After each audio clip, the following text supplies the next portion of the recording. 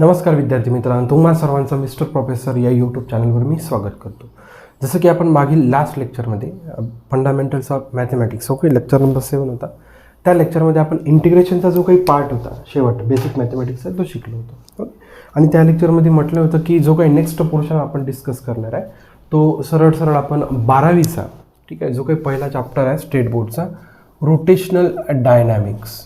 Okay, अतिशय interesting chapter आहे rotational dynamics. ठीक आहे, या चॅप्टरचा आपण पहिला लेक्चर इथे डिस्कस करूया रोटेशनल डायनामिक्स. ठीक आहे, तर जनरली जर तुम्ही रोटेशनल डायनामिक्स जर चॅप्टर बघितलं तर चॅप्टर दोन गोष्टीमध्ये डिस्ट्रीब्यूट झालेला आहे. ठीक आहे, पहिलं येते सर्क्युलर मोशन आणि सेकंडली जो काही चॅप्टर डिस्ट्रीब्यूट झाला आहे तो मोमेंट ऑफ इनर्शिया किंवा रोटेशनल मोशन म्हणून म्हणू शकतो आपण. Rotational motion. ओके, दोन चॅप्टरमध्ये हा जो काही चॅप्टर आहे डिस्ट्रीब्यूट झालेला आहे. ठीक आहे, म्हणजे जनरली सुरुवातीला जसं सर्क्युलर मोशन आणि मोमेंट ऑफ इनर्शिया हे चॅप्टर वेगवेगळे होते. ओके, दोन्ही चॅप्टर मर्ज केले. रोटेशनल डायनामिक्स हा जो काही आपला महाराष्ट्र स्टेट बोर्डचा 12वीचा पहिला चॅप्टर आहे दोन सेक्शनमध्ये डिवाइड झालेला आहे. ओके, जनरली आपण सर्क्युलर मोशनपासून सुरुवात करूया. ठीक आहे, व्हॉट इज सर्क्युलर मोशन? बघा एकदम सिम्पल आहे, एकदम सिम्पल. ठीक आहे, समजा एक फिक्स पॉईंट कन्सिडर करा. ओके हा झाला एक फिक्स पॉईंट. ह्या फिक्स पॉईंटपासून एक फिक्स डिस्टन्स कन्सिडर करा. ओके, आणि त्यानंतर समजा एखादा ऑब्जेक्ट काय होत आहे आता रोटेट होत आहे. काय होत आहे? रोटेट. ठीक आहे, यालाच काय म्हणू आपण सर्क्युलर मोशन. आणि सर्क्युलर मोशन ऑलवेज प्लेनमध्ये होते. Circular motion always in plane. ठीक आहे, सर्क्युलर मोशन नेहमी तुम्हाला कुठं बघायला मिळते? प्लेनमध्ये. जसं की फॉर एक्झाम्पल समजा एखादा इन्सेक्ट वगैरे आहे. ठीक आहे, तो इन्सेक्ट या फिक्स पॉईंटला आपण काय म्हणतो? सेंटर. ठीक आहे, समजा फिक्स पॉईंट भोवती तो काय करत आहे? रोटेशन परफॉर्म करत आहे आणि फिक्स पॉईंटपासून त्याचं डिस्टन्स जे कसं राहते? कॉन्स्टंट राहते. या कॉन्स्टंट डिस्टन्सलाच आपण काय म्हणू? रेडियस. या कॉन्स्टंट डिस्टन्सला काय म्हणू आपण? रेडियस. पूर्ण सर्कलचे डेफिनेशन असतं. ठीक आहे, तो फिक्स पॉईंट आणि फिक्स डिस्टन्स. ओके, तो रोटेशन घेत आहे फिक्स पॉईंटपासनं आणि फिक्स डिस्टन्स. ओके, तो काय करत आहे? रोटेशन परफॉर्म करतात. त्यालाच आपण सर्क्युलर मोशन म्हटलं. आणि सर्क्युलर मोशन ऑलवेज कशामध्ये राहते? प्लेनमध्ये राहते. ऑलवेज कशामध्ये राहते? प्लेनमध्ये राहते. ठीक आहे, इथपर्यंत काय यायचं?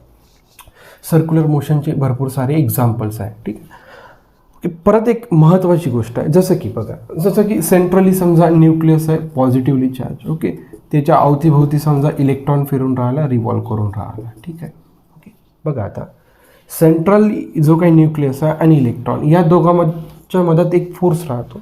तो राहतो इलेक्ट्रोस्टॅटिक फोर्स ऑफ अट्रॅक्शन. येतं लक्षात? इलेक्ट्रोस्टॅटिक फोर्स ऑफ अट्रॅक्शन राहतो आणि तो काय राहतो? Always towards the centre. काय राहतो? Always toward the centre. ठीक आहे, ओके, तर बघा हा जो काही सिस्टम आहे इलेक्ट्रॉन आणि न्यूक्लियसचा सर्क्युलर मोशन परफॉर्म करत आहे. एक गोष्ट लक्षात ठेवा, सर्क्युलर मोशन जर परफॉर्म करत असेल तर टुवर्ड्स द सेंटर कोणता फोर्स राहतो? Centripetal force. याला आपण एफ सफिक्स सी डिनोट करू. ओके, हा कोणता फोर्स झाला? Centripetal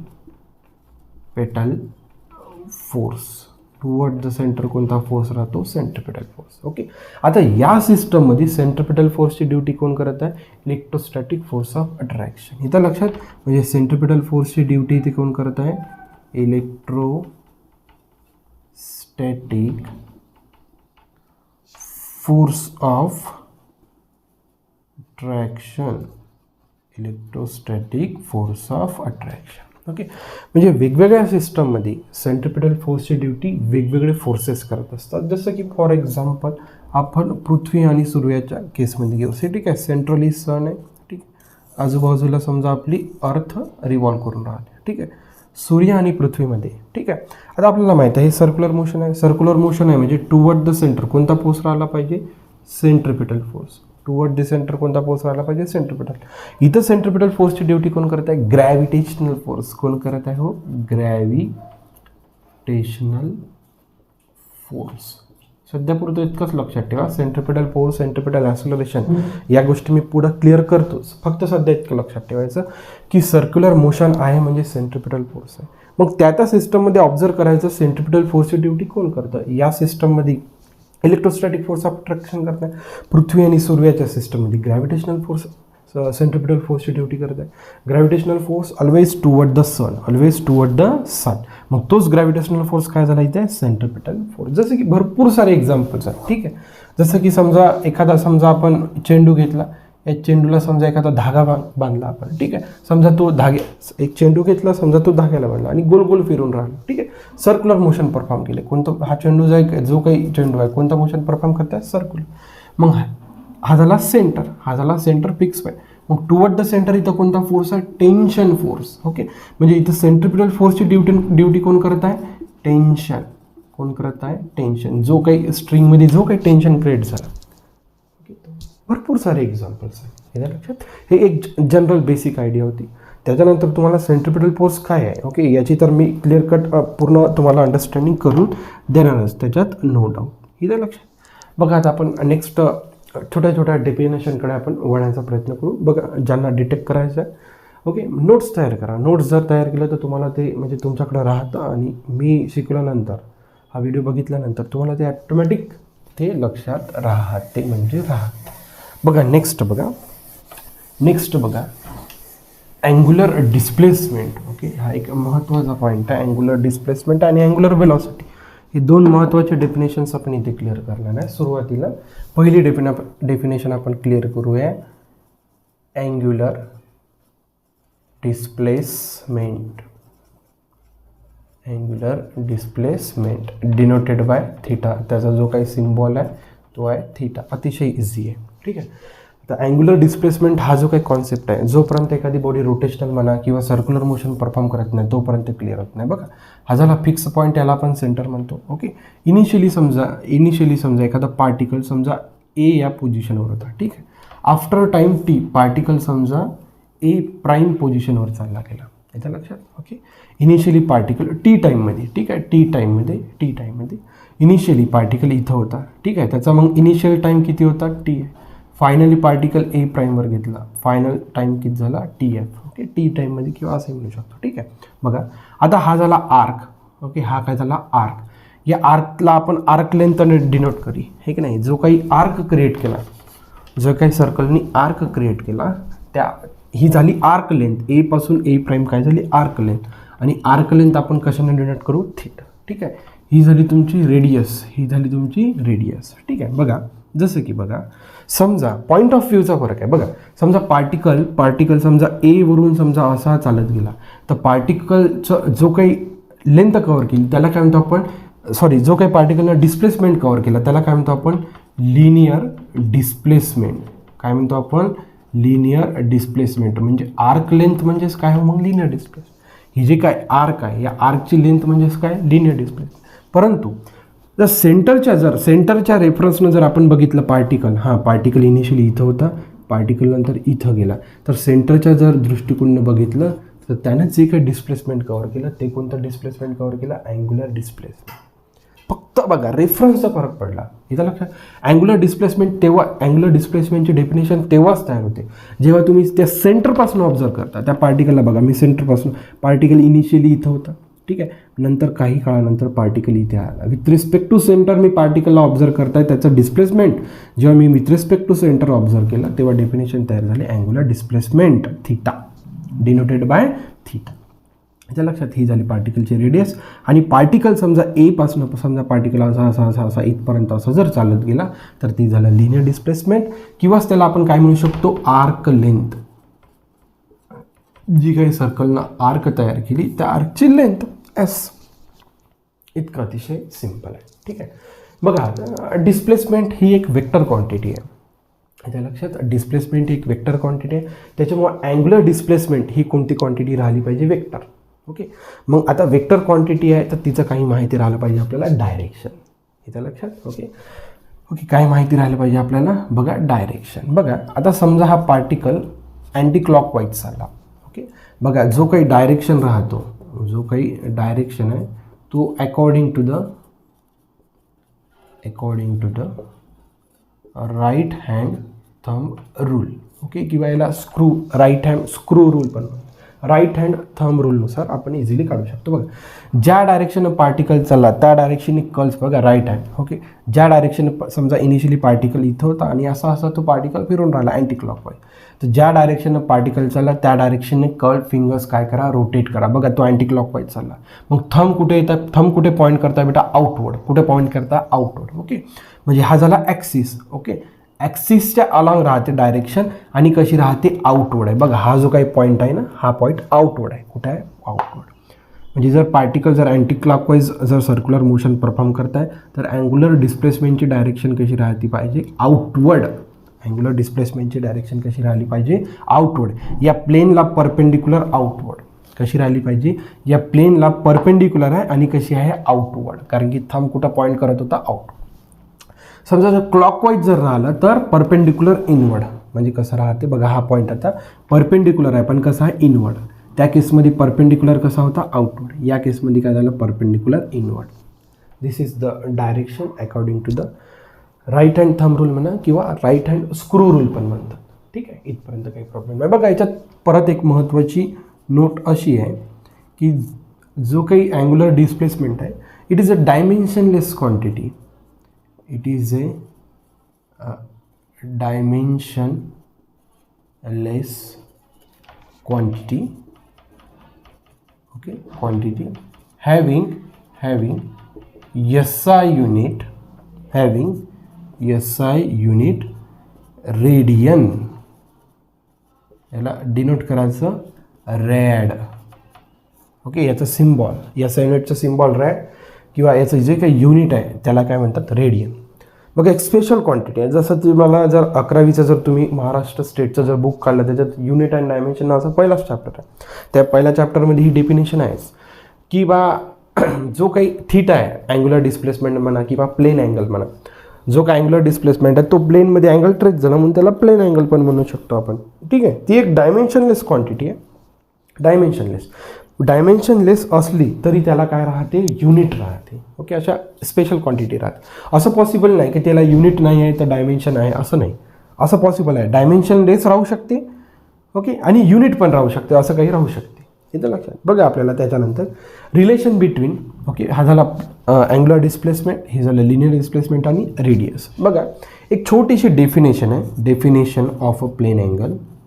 definition of plane angle ही 11वीला जर तुम्ही जर बुक बघितली तर त्या बुकमध्ये तुम्हाला हे डेफिनेशन दिसते. बघा हा जो काय अँग्युलर डिस्प्लेसमेंट आहे याला आपण प्लेन अँगल म्हणू शकतो. का बरं प्लेन अँगल म्हणू शकतो कारण की प्लेनमध्ये तो अँगल क्रिएट झाला म्हणून त्याला आपण काय म्हणू शकतो plain angle.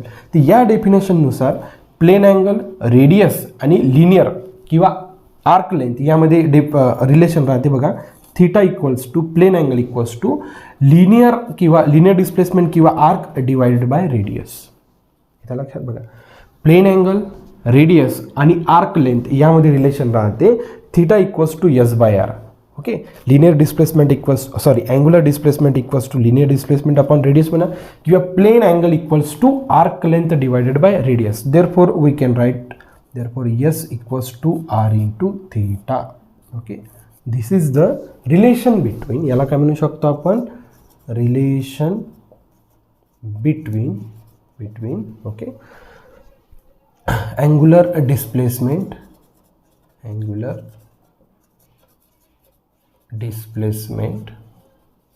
okay and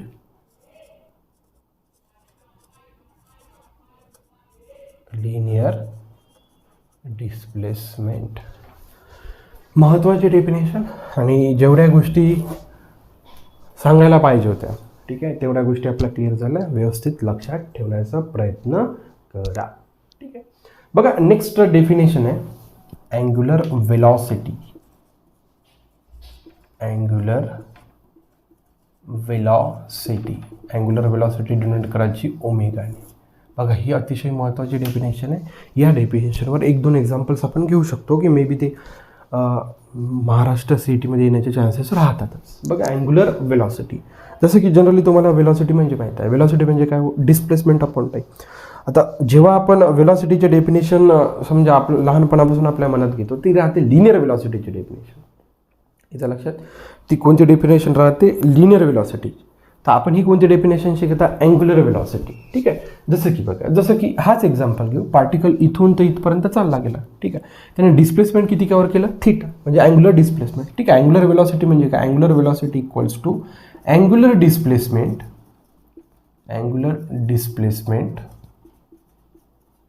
okay upon time. जो काय अँग्युलर डिस्प्लेसमेंट कव्हर करण्यासाठी जो काही टाइम लागला तो टाइम. हे जनरल डेफिनेशन. इथं लक्षात बेटा, अँग्युलर डिस्प्लेसमेंट अपॉन टाइम. याच्यात दोन प्रकारचे आता आपण अँग्युलर वेलॉसिटी बघूया. पहिले बघूया average angular velocity. Average angular velocity जसं की बघा इनिशियली पार्टिकल इथं होता, इनिशियली टाइम किती होता, टी आहे. समजा आपण असं कन्सिडर करू की त्याचा जो काय अँगल क्रिएट केला होता तो किती होता, थीटा आहे. 0 अँगल होता पण थीटा आहे. ठीक. मग फायनली पार्टिकल इथं घेतला, टाइम घेतला त्याने TF, आणि जो काय अँगल क्रिएट केला, किती क्रिएट केला, थीटा सफिक्स F. ओके, म्हणजे हा झाला फायनल अँगल, हा झाला इनिशियल अँगल. तर ॲव्हरेज अँग्युलर वेलॉसिटीचा फॉर्म्युला काय, अँग्युलर डिस्प्लेसमेंट अपॉन टाइम. ठीक आहे. आता अँग्युलर डिस्प्लेसमेंट जर आपल्याला काढायचं असेल तर फायनल मायनस इनिशियल आपण काय करू, मग theta final minus theta initial. ठीक आहे. मग T final minus T initial. ही कशाची डेफिनेशन झाली, ॲव्हरेज वेलॉसिटी. तीच आहे बघा. ठीक आहे ना. याला आपण असंही लिहू शकतो, change in theta upon change in time. आता हा समजा हा काही राहणार ना, 20 मायनस 10 काय एक चेंज आहे. ओके. आता समजा 5 सेकंद मायनस 2 सेकंद आहे की नाही, येतं लक्षात, 5 सेकंद मायनस 2 सेकंद किंवा जे काही राहणार. ठीक आहे. चेंज आहे म्हणून change in theta change in time आपण असं लिहू शकतो. ठीक आहे. त्याच्यानंतर याच्यात सेकंड डेफिनेशन राहते इन्स्टंटेनियस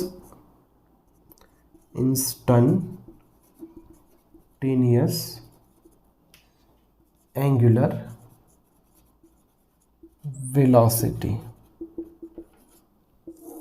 ठीक आहे. बघा इन्स्टंटेनियस अँग्युलर वेलॉसिटी म्हणजे काय, बघा इन्स्टंटेनियस ॲव्हरेजमध्ये कसा फरक आहे. जसं आता आपण ॲव्हरेजमध्ये एक टाईम स्पॅन घेतला की 0 पासून सुरू केलं 5 सेकंदपर्यंत. इन्स्टंटेनियस तसं नाही. मला 2 सेकंदला अँग्युलर वेलॉसिटी सांग, मला 4 सेकंदला अँग्युलर वेलॉसिटी सांग त्या इन्स्टंटला.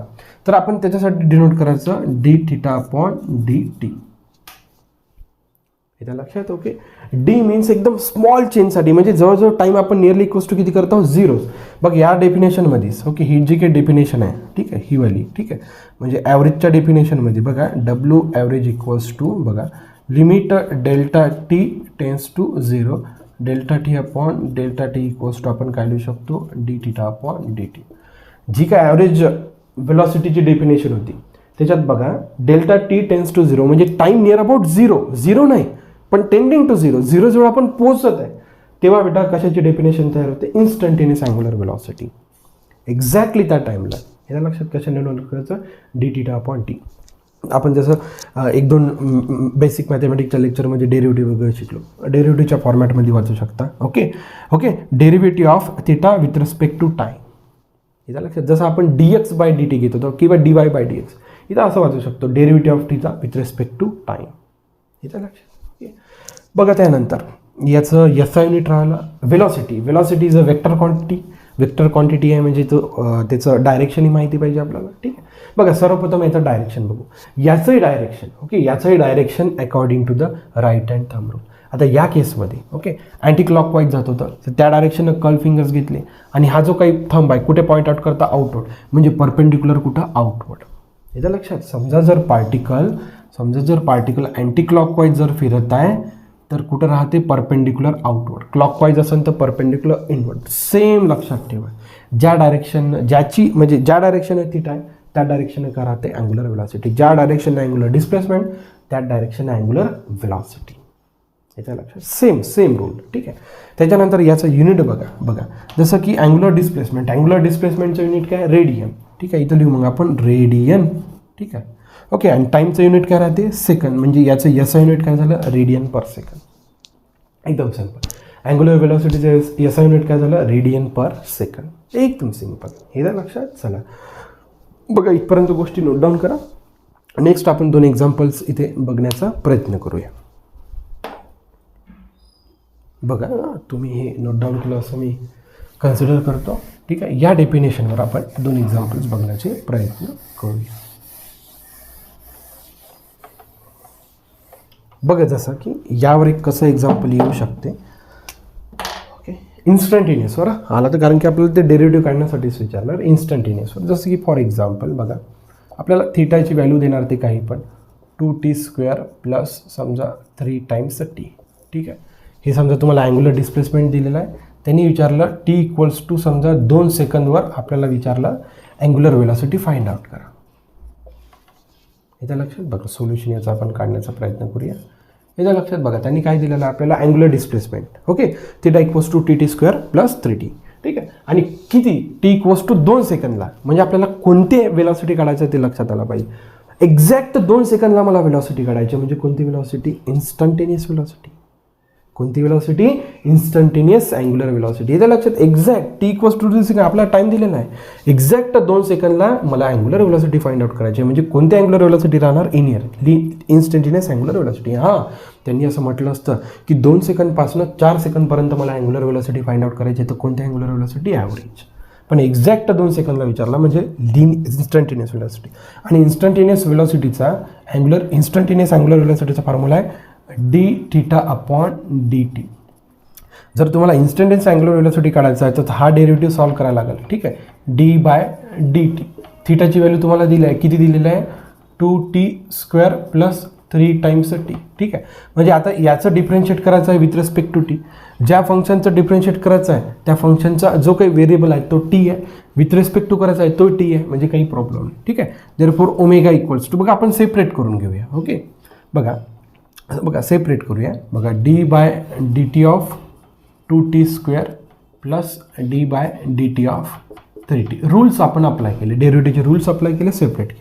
बघा आता हा डेरिव्हेटिव्ह सॉल्व करत असताना 2 कॉन्स्टंट आहे, 2 बाहेर ठेवला, t² चा डेरिव्हेटिव्ह येतो 2t प्लस. हा डेरिव्हेटिव्ह सॉल्व करत असताना 3 कॉन्स्टंट आहे, 3 बाहेर. टीचा derivative with respect to t किती येतो? 1 येतो. ठीक आहे. देअरफॉर बघा 2 × 2 4t प्लस इथे किती शिल्लक राहिला? 3. ठीक आहे. ही झाला अँग्युलर वेलॉसिटी. ठीक आहे. पण अँग्युलर वेलॉसिटी तुम्हाला किती विचारलं? t इक्वल्स टू 2 सेकंदला, म्हणजे angular velocity at t equals to 2 सेकंद. मग अँग्युलर वेलॉसिटी म्हणजे अँग्युलर वेलॉसिटीच्या ठिकाणी जिथं t आहे तिथं तुम्हाला काय पुट करावं लागेल? 2. बघा 4 × टीच्या ठिकाणी 2 प्लस किती? 3. 4 2 8, 8 आणि 3 11, म्हणजे 11. ओके, अँग्युलर वेलॉसिटी त्याचं युनिट काय राहिलं पाहिजे? रेडियन पर सेकंद, म्हणजे 11 रेडियन पर सेकंद.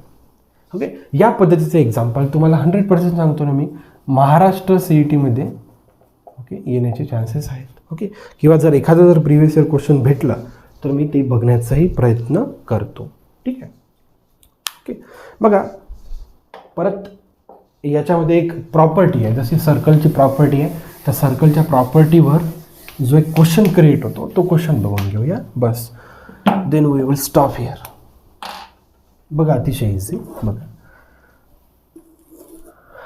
ओके, जसं की समजा पार्टिकल इनिशियली एवर होता, नंतर समजा इथं बीवर जायला लागला. ओके, आता 2 रेफरन्स पकडू आपण. ठीक आहे. हा झाला सेंटर. ठीक आहे, हा झाला सेंटर. ठीक आहे. ओके, सेंटर O, आणि हा सर्कम्फरन्सवर एक पॉईंट कन्सिडर करतो, याला म्हणतो पॉईंट P. ठीक आहे. समजा विथ रिस्पेक्ट टू सेंटर जर मी पार्टिकल बघितलं तर त्याने अँग्युलर डिस्प्लेसमेंट किती कव्हर केलं बघा, ते मी नोट डाऊन करतो. अँग्युलर डिस्प्लेसमेंट किती कव्हर केलं आहे? थीटा. ओके, समजा with respect to point P जर मी बघितलं तर त्यांनी अँग्युलर डिस्प्लेसमेंट हे इतकं कव्हर केलं. ठीक आहे. आणि हा अँगल झाला समजा θ1 म्हणू, याला म्हणू आपण θ2. इथं लक्षात बघा, फक्त सेंटरचे रेफरन्स चेंज झाले. विथ रिस्पेक्ट टू सेंटर जर ऑब्झर्व केला तर त्याने जो काही अँग्युलर डिस्प्लेसमेंट किंवा जो काही अँगल तयार केला तो किती तयार केला? θ2. ओके, आणि with respect to point P, जो पॉईंट सर्कम्फरन्सवर आहे, त्या सर्कम्फरन्सवरून जर आपण बघितलं तर त्याने जो काही अँग्युलर डिस्प्लेसमेंट जो काही कव्हर केला त्या पार्टिकलनं किती कव्हर केला? θ1. ओके, तर बघा θ1 आणि θ2 मध्ये एक रिलेशन राहते. जो काही हा θ2 राहते ना, जो काही θ2 राहते, ओके, तो 2 टाइम्स का राहतो? θ1 राहतो. 2 टाइम्स का राहतो? θ1 राहतो. लक्षात, म्हणजे इथं जर अँगल θ1 आहे तर इथं जो काय अँगल क्रिएट होतो तो 2 पट जास्त राहतो, म्हणून θ2 इक्वल्स टू काय लिहू शकतो? 2 टाइम्स θ1. इथं लक्षात. जो काय अँगल कव्हर केला तो किती राहतो तेवढा. ओके, आता बघा याच्यावर एक एक्झाम्पल असं बनते बघा, जेव्हा पार्टिकल ए पासून बी पर्यंत गेला पण विथ रिस्पेक्ट टू जर आपण पॉईंट पी कन्सिडर केलं तर त्याची अँग्युलर वेलॉसिटी होती समजा omega. Okay, omega suffix P किती होती समजा omega. Okay, angular velocity with respect to point P किती देऊन आहे ओमेगा. ठीक आहे, आता आपल्याला त्यांनी विचारलं की angular velocity with respect to point O म्हणजे centre, with respect to point O म्हणजे काय हो सेंटर, हे किती राहते, हे किती राहते इथं लक्षात बघा. आता विथ रिस्पेक्ट टू सेंटर जर आपल्याला अँग्युलर वेलॉसिटी काढायचं असेल तर त्याचा फॉर्म्युला माहिती पाहिजे. अँग्युलर वेलॉसिटीचा फॉर्म्युला काय, angular displacement upon time. With respect to centre त्याने अँगल किती क्रिएट केला θ2 डिवायडेड बाय काय लिमिट टाइम. ओके, आणि θ2 किती आहे आपल्याकडं बघा, θ2ची म्हणजे या प्रॉपर्टी सर्कलच्या प्रॉपर्टीवरून θ2 किती लिहू शकतो 2 टाइम्स θ1 डिवायडेड बाय टाइम. ठीक आहे, आता बघा angular velocity with respect to जर आपण पॉईंट पी काढला तर काय तो अँग्युलर डिस्प्लेसमेंट किती आहे θ1 आपण काय टाइम, म्हणजे θ1 अपॉन टीला आपण काय लिहू शकतो omega P. Therefore omega not equals to 2 times θ1 upon टीला काय लिहू शकतो ओमेगा पी, आणि ओमेगा पी किती दिला आहे omega. Therefore angular velocity with respect to centre is 2 times of angular velocity. म्हणजे ते आपल्याला ऑप्शन असे देणार 2 टाइम्स ओमेगा, सेकंड ऑप्शन राहणार ओमेगा बाय 2, थर्ड ऑप्शन राहणार ओमेगा बाय 3 समजा, फोर्थ ऑप्शन राहणार जस्ट ओमेगा. तर ऑप्शन नंबर कोणता बरोबर राहणार बेटा पहिला. याचं लक्षात बघा, परत एकदा सांगतो मी महत्त्वाचं. ठीक आहे, एक सर्कलची प्रॉपर्टी लक्षात ठेवायची. इथं लक्षात फक्त रेफरन्सचा फरक, सेंटरपासून जर बघितलं तर अँगल किती आहे θ2, पी पॉईंटपासून बघितलं जो पी पॉईंट सर्कम्फरन्सवर अँगल किती आहे θ1, तर हा अँगल या अँगलपेक्षा नेहमी राहते double. Therefore θ2 equals to 2 times θ1. ठीक आहे, बघा आता बघा आपण विथ रिस्पेक्ट टू जर पॉईंट पी बघितला तर त्याची अँग्युलर वेलॉसिटी किती आहे omega. With respect to point जर ओ किंवा सेंटर बघितला तर त्याची आपल्याला काय विचारली अँग्युलर वेलॉसिटी. मग आपण अँग्युलर वेलॉसिटीचे डेफिनेशन यूज केलं. अँग्युलर वेलॉसिटी डेफिनेशन काय, angular displacement upon time. With respect to centre angular displacement किती आहे θ2, टाइम किती घेतला टी. ठीक आहे, पण θ2ला आपण काय लिहू शकतो 2 टाइम्स θ1. ओके, मग हा θ1 अपॉन टी म्हणजे काय होते, विथ रिस्पेक्ट टू जर पी बघितलं तर अँग्युलर डिस्प्लेसमेंट किती आहे θ1, टाइम तर तेवढाच घेतला आणि इथून जर जाण्यासाठी टाइम सेम घेतला. ठीक, मग θ1 अपॉन टीला काय लिहू शकतो आपण WP. ओके, म्हणजे अँग्युलर वेलॉसिटी ॲट पी, आणि अँग्युलर वेलॉसिटी ॲट पी आपल्याला गिवन आहे किती आहे ओमेगा. म्हणून angular velocity at centre is nothing but the 2 times the angular velocity at P point. इथं लक्षात, म्हणजे बघा पुन्हा हे एक रिलेशन बघा, हे रिलेशन मिळालं तुम्हाला.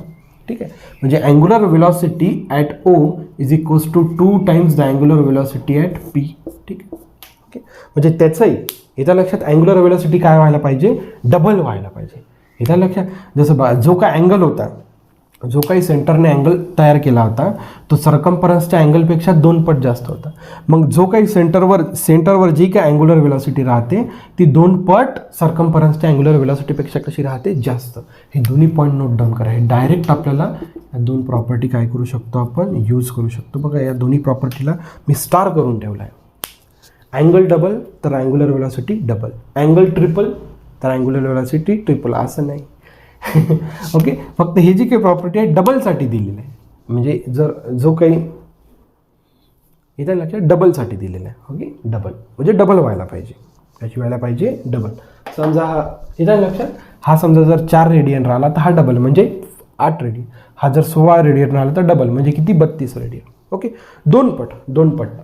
इथं लक्षात बघा. जर तुम्हाला व्हिडिओ आवडत चालले असेल तर लाईक शेअर सबस्क्राईब करायला विसरू नका. Thank you for watching. See in the next video.